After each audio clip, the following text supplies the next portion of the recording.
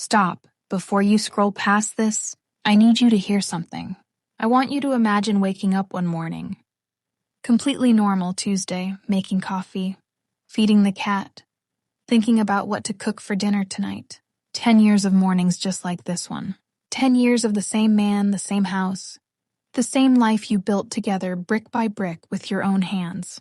And then your phone rings, and in 60 seconds, everything you thought was real disappears. My name is Rachel, and I need to tell you what happened to me, because I spent a long time believing I was the only one. I wasn't. And if you are sitting somewhere right now feeling like something is off, please keep watching.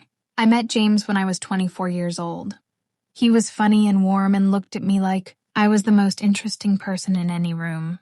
We built something real. Or at least, I built something real. A home, a routine, a future with his name written all through it. 10 years. I gave that man 10 complete years of my life. I cooked his meals. I supported his career through 2 job changes and 1 complete collapse. I was there at 3 a.m. when his father was in the hospital. I was there every single time he needed someone to be there. And while I was being there, he was somewhere else entirely. The phone call came from a woman I had never heard of. Her voice was shaking, not with anger, but with something worse. Confusion. She thought she was calling to clear up a misunderstanding. Instead, she handed me the truth I had been living beside for 2 years without knowing it. "I think we need to talk," she said. "I think we've both been lied to." I sat down on the kitchen floor. The coffee was still brewing. The cat was still eating. The world was still completely, insultingly normal. And I said, "Tell me everything." Her name was Priya. She was 31. An architect. She had been with James, or the version of James she knew, for almost 2 years. She had no idea I existed. I had no idea she existed. And somewhere between those 2 sentences was a man who had spent 2 years carefully, skillfully maintaining 2 complete lives, 2 women, 2 sets of promises, 2 futures he had no intention of actually choosing between. Let me tell you what that realization feels like. It doesn't feel like anger. Not at first. It feels like the floor disappearing. Like every memory you have suddenly needs to be re-examined. Every trip he took. Every late night. Every time he was just tired. Or just stressed. All of it rearranging itself into a completely different picture. I went through 10 years of memories in about 40 minutes sitting on that kitchen floor. And the worst part, the part that kept me awake for weeks afterward, was how many times I had almost known. How many small moments I had noticed and then quietly talked myself out of. A name mentioned once and never again. A weekend away that felt slightly off. A warmth in his voice on certain phone calls that was different from the warmth he had for me. I had noticed, and I had chosen to trust him instead.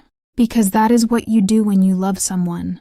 You choose them, over and over. Even when something small and quiet inside you is whispering, pay attention. Priya and I talked for 2 hours that day. 2 strangers connected by the worst possible thing, sitting on opposite ends of a phone. Call that neither of us had expected to change our lives. By the end of those 2 hours, we had compared everything. Dates, stories, excuses.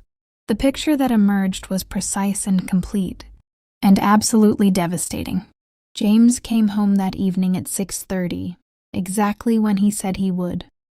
He kissed my cheek, asked about my day, opened the fridge and said we were out of orange juice, and I looked at him, this man.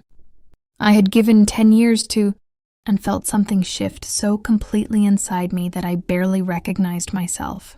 The grief was gone. The confusion was gone.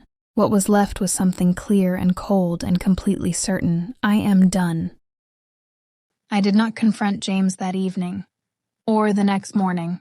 I waited 4 more days, not out of weakness, out of preparation. I called my sister. I called a lawyer. I quietly began separating every financial thread that connected my life to his. I documented everything Priya had shared with me. I made sure that when the moment came, it would be complete. On a Friday evening, I made James his favorite dinner, set the table properly, lit the candles, waited for him to sit down. He looked across the table and smiled at me. This looks amazing. What's the occasion? I slid my phone across the table. On the screen was a single photograph, one Priya had sent me. James and her at a restaurant. On a weekend, he had told me he was visiting his college friend. He looked at it. Then he looked at me. And for the first time in 10 years, James had absolutely nothing to say. The silence lasted a long time. When he finally spoke, he used the words they always use: mistake, confused. Didn't mean for it to happen. Still loves me. I let him finish. Every word. Then I said, I spoke to Priya for 2 hours last week. I know everything, and I want you to look around this table, this house, this life, and understand that you chose to lose all of it. Then I stood up, walked to the bedroom, and closed the door.